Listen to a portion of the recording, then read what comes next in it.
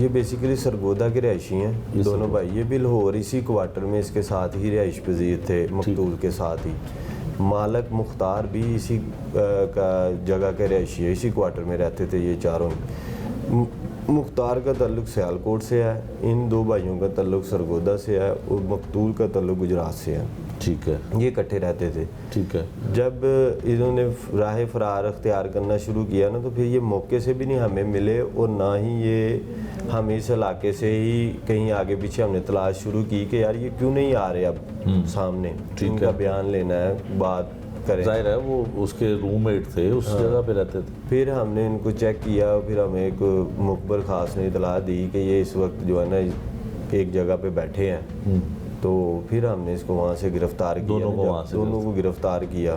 تو پھر انہوں نے اعتراف جو ہے وہ آسانی سے کر لیا، یا علیحدہ علیحدہ ان کو انٹیروگیٹ کیا گیا، سوال و جواب پولیس کرتی ہے، کیسے انہوں نے پھر اعتراف آسانی سے کر لیا؟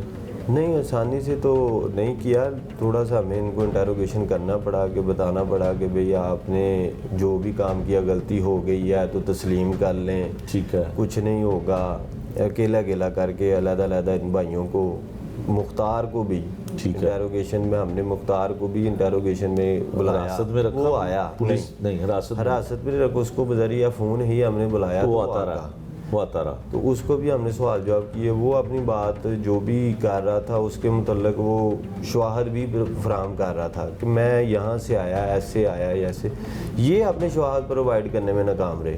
ٹھیک ہے، پھر ہم نے ان کو علیحدہ علیحدہ جب انٹیروگیشن کیا، تو پھر اس نے بات ساری کہ مجھ سے غلطی ہو گئی، میرا ایسا کوئی ارادہ نہیں تھا، مجھ سے غلطی ہو گئی، میں نے یہ کر دی۔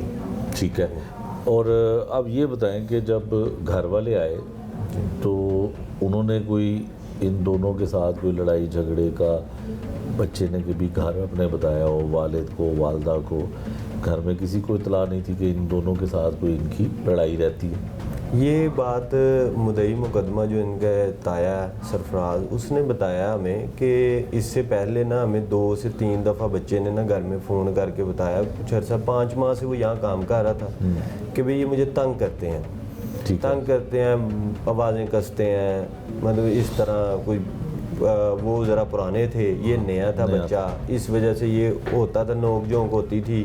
تو مالک سے بات بھی اس کے تایا نے کی کہ بھئی ان کو سمجھائیں کہ ایسا کام نہ کریں، بس اس حد تک انہوں نے بتایا کہ 2-3 دفعہ یہ بات ہوئی، یہ مدعی بیانی ہے۔ ٹھیک ہے، اور عید کے کتنے دن پہلے کا یہ واقعہ ہے؟ بچے نے تو عید پہ گھر جانا تھا۔ عید سے 3 دن پہلے کا واقعہ، 3 دن پہلے کا واقعہ، شام 4 کی شام کا۔